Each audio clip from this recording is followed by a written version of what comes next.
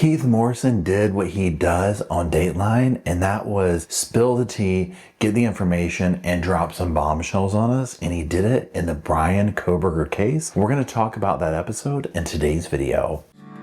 Hey, hey, hey, welcome to the Sofa Squad, sipping from the cup at hey, hey. Hello, Sofa Squad, and welcome back to the sofa. Psh, there ain't no sofa, psh, but there's a green screen with some sofas. Psh, and my name is Paul. Hello, everyone. If you are new to the channel, my name is Paul. If you're not new to the channel, my name is still Paul. Okay. Now, today we're going to be visiting the Bryan Kohberger / Idaho 4 case. This is, if everything goes on par, closer to trial, we should say. There's been lots of updates, and I'm going to actually do a separate video that's going over some of the other major updates that have come out besides this, right? Because I wanted to get to this first. I've been watching this case in the background. Every now and then I report on it, and as it's getting closer, I'm paying more and more attention to it. We will be streaming this and watching it together on the podcast channel if it goes to trial and everything goes through. So Bryan Kohberger is accused of taking the life of the Idaho 4 victims, and obviously the Idaho. Dateline did an episode. Keithe Morrison, like I said, does what he does, and they drop some major information. So what I did is, if you follow me for a while, you know how I do these. I watch the episode, I make notes as it goes. So some of the stuff might jump around from the perspective and the way that they do documentaries. I didn't go over every dynamic of this, but mostly some of the new stuff that stuck out to me. Some of it might be old news or whatever too, if you followed the case very closely, but I wanted to just kind of jot stuff down, talk about that, and especially some of these new things, these new revelations. So let's just go ahead and jump into it. In the very beginning, public security cameras. Okay, this is every murder criminal's nightmare at this point. So they will show, this is the biggest thing to me, one of the biggest things in this episode, the white car pulling up to the house, speeding away, circling the house over and over and over. And they do the time, we'll get into the times here in a little bit, but like in the little opener, the sizzler, whatever you want to call it, they talk about this. Do we know if it was Bryan? I don't know. Does it seem to be? Possibly. Yeah, like his car, right? Doing the pings right around the time of the murders and before, so on and so forth. So we're going to talk about that. Now, there's also these never before seen selfies, and yikes, totally creepy, okay? Maddie is thought to be the intended target of this, they will say. Now, Bryan, they talk to other people and whatnot, right? Now, Bryan allegedly was like awkward with girls growing up, all this type of stuff. He would write negative things about himself online, they said. And then at some point, like, he loses weight, he gets over a drug addiction, he kind of reinvents himself, and now he will get a degree in criminology. This is how he ends up going out to Washington State to further this college career and whatnot, graduate program. Now they will talk about the Amazon purchase of the K-bar knife 8 months before the murder. Later in the episode, they will talk about his Amazon searches of looking at buying it again, deleting, wanting to delete the Amazon searches or purchase history and all this type of stuff. Another major thing that was very interesting to me was they would talk with a woman that he met at a party. Now this is like text messaging and whatnot. So basically they're talking to all these different people, like Bryan's, he's new in town and whatnot, and a neighbor invites him to a pool party. Well, one man's introduced to Bryan, he's like, yeah, we have like nothing in common. This is awkward, let me kind of get away. So then Bryan apparently starts talking to the DJ, and like even eventually the DJ's like, dude, I need to like focus on my music here. Now we'll revisit the DJ in a little bit. A woman arrives, her name's Holly, and she talks to Bryan. They're both pursuing graduate degrees, and she'll say that she feels kind of obligated to talk to him because he seems like super awkward, doesn't know anybody, and it's kind of obvious to her like he's putting himself out there type situation. Now she tells Bryan about some hiking group, and like that's a common interest, I guess. So she said that he put his number in her phone and she sends him her name. And again, she's like, just by fate, nothing ever came of that. Thank the Lord, right? Now, at the same party, it is said that Bryan becomes fixated on two women in bikinis, to the point that one of them is like giving her husband this like non-verbal, like,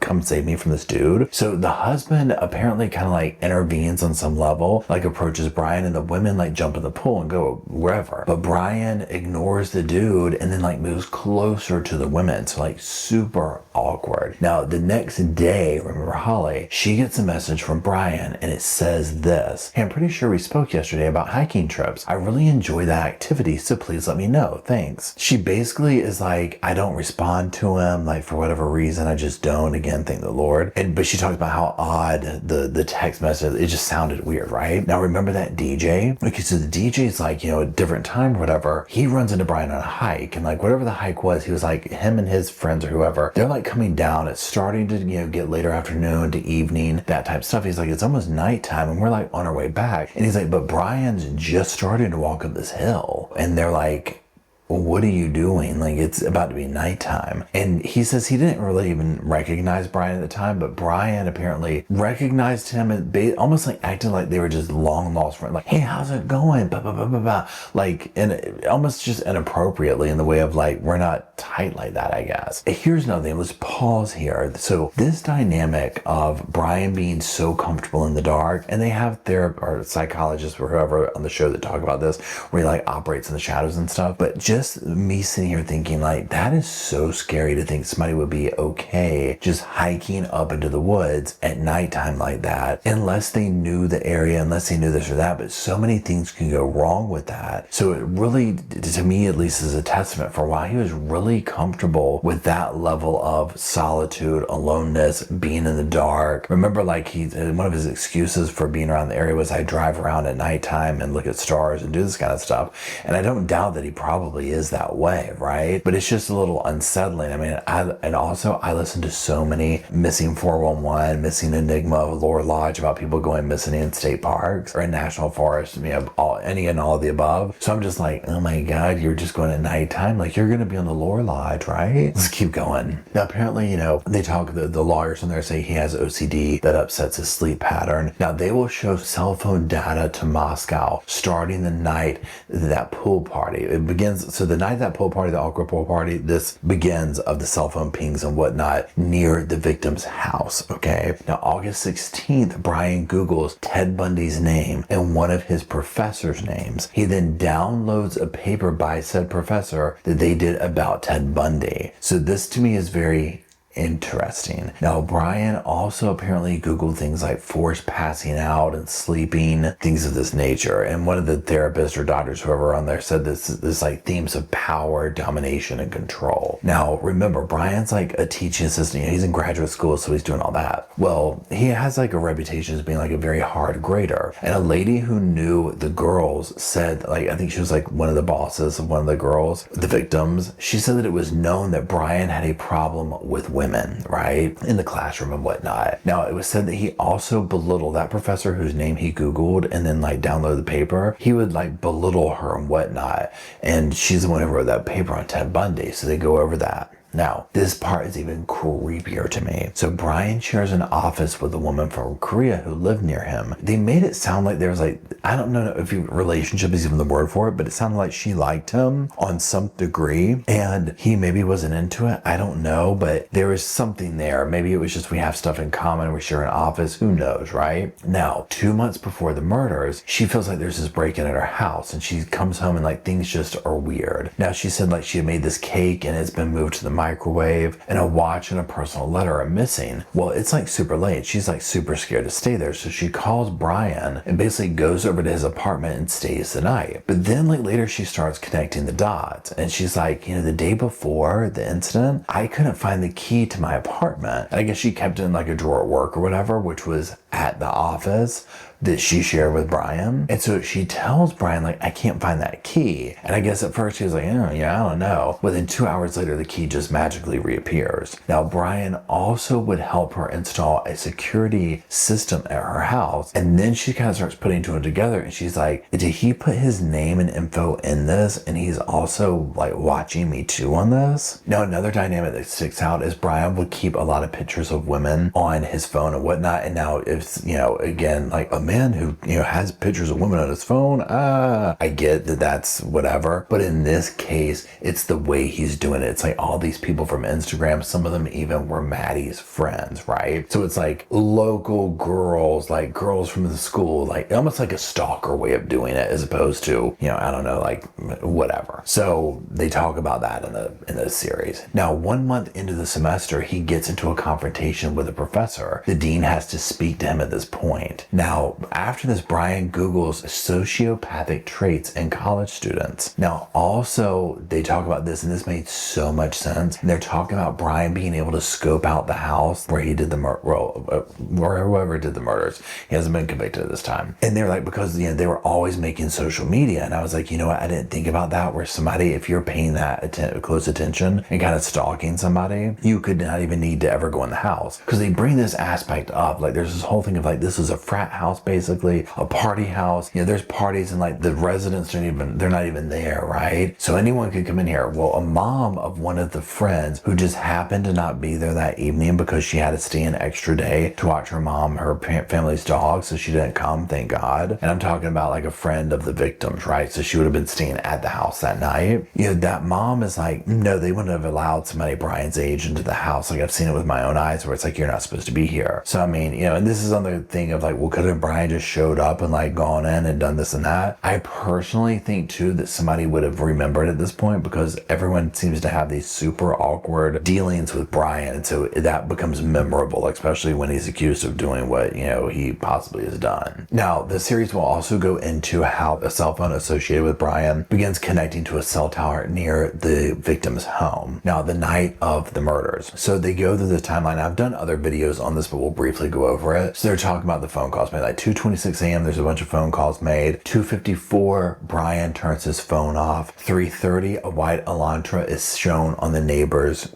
ring camera, whatever you want to call it. 3:30, and again at 3:38, and then several more times through 4:07. Now around 4 o'clock, Zaina got DoorDash. Now 4:48, the cell phone associated with Bryan heads back to Pullman, Washington, and pings on a tower near his apartment. After this, a call is made to his father, and it's one of several calls they'll talk about. So 10:30 the next morning, Bryan takes a picture, and I'm gonna put it up here, in the mirror, and he's giving a thumbs up. It's super weird, it's super odd, it's front of a shower. The therapist, or I keep saying therapist, but like the psychologist or the criminal person, whoever it was in the show, right? He's talking about how it's almost like a relief, like, I finally did it, like, that kind of thing. Now, also, remember the whole bushy eyebrows thing about them not wanting to be able to say this and that and all of whatever? I'm going to go over that in a different video, but that being said, this picture shows the bushy eyebrows, right? He just comes off as very odd. Now, does that make you a killer? No, right? I get this, but nonetheless, the picture is just, there's something off about it, in my opinion. Now, Dylan, remember the survivor at the house, she'll eventually call a friend. She brings her boyfriend with her. They go upstairs. Now, Dylan says that she will see Zaina again still on the floor, and she thinks she's drunk. Well, this is when the boyfriend sees like, whoa, this is way bad off, okay? And she's dead, and he's like, everyone get out, get out, get out. They call 911. I did another video on that a little bit back or whatever, and we went over some of those phone calls and like what went down and kind of dissecting that. They've released a little bit more of that information at that time. Now, after the murder, Bryan is back on Amazon or someone on his account or whatever you want to say, looking at another K-bar knife, and they also Google the words University of Idaho murders. Bryan will watch Unsolved No More, Ken, I forget his last name, at Ken's channel, about Ted Bundy, and Ken was, I don't remember if Ken's done Bryan Kohberger Idaho for case, videos and whatnot, but nonetheless, Bryan Kohberger is watching his, Ted Bundy stuff or whatever. And then he's watching other channels and whatnot, once this starts coming out, becoming a thing and everything. Anyways, he will soon replace the plates on his car. Then he collects intels on the murders on his phone. Then he looks into deleting his Amazon history. Now, I put in here too, Bryan gets pulled over all the time. right? They talk about this. This is not big news. We know all the times he's gotten pulled over, but they just talk about the different instances. Now, they also talk about how the DNA was traced to Bryan's family. They also mentioned that one of his family members even was like, could Bryan be involved in this because of his weird behavior once he goes back home? Now, we also know that this is going to be in the Ada County Courthouse. Like, we're very familiar with this, and they go into that dynamic, and they have Rob Wood, the prosecutor from the Lori, and I think Lori and Chad and all that, right? So there's that. Now, July is supposed to be the jury selection. Death penalty is on the table.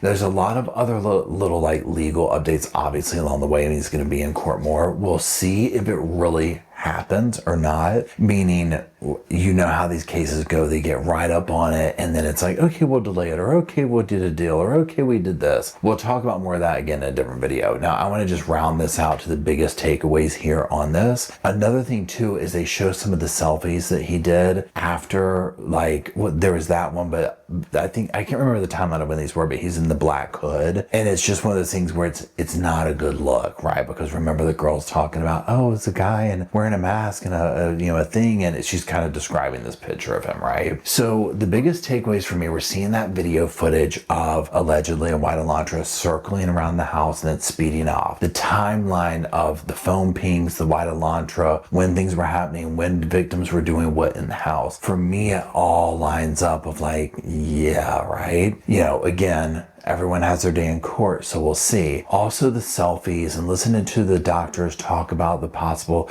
psychological components of Bryan and a person who does this. His Google searches being about sociopathic, this and that, him researching the murders. It's just all very there. I personally think, in my own unprofessional opinion, that the makings were there. If this does end up to be Bryan, that we're probably going to see even more incredibly damning information and evidence, but also this is giving Ted Bundy, right? To me, it's no coincidence that he's studying him, and he even kind of has a similar look to him. So I'll be interested to see. So that being said, if you watched the episode, let me know what you think down in the comment section below. While you're down there, if you could please drop some sofas off for Rosco and Spirit, myself, Bo and Luke, and the rest of the Sofa Squad, so we will have a place to sit and talk about Bryan Kohberger, Jody Arias, and all the people and cases we talk about here at the Sofa Squad. And until we gather around there and do all that in that comment section, I'll see y'all soon. I just wanted to say thank you again for watching the whole video, and also thank you for being part of the Sofa Squad. Special thanks to all the Patreon members, channel members from both of my channels, everybody who likes, shares, subscribes, comments in the comment sections. It helps the channel out so much. Now, don't forget, I do have that other channel, the podcast channel. That's where we go live, we hang out, we talk. We have kind of sort of a schedule, but just be sure and check it out. I'll put it up here on the screen. And then, like I said in the beginning of the video, if you want to follow me and Rosco on the Instagram, go on, check it out. It's right here on the screen again. But once again, thank you very much. I really appreciate you being part of the Sofa Squad, and I'll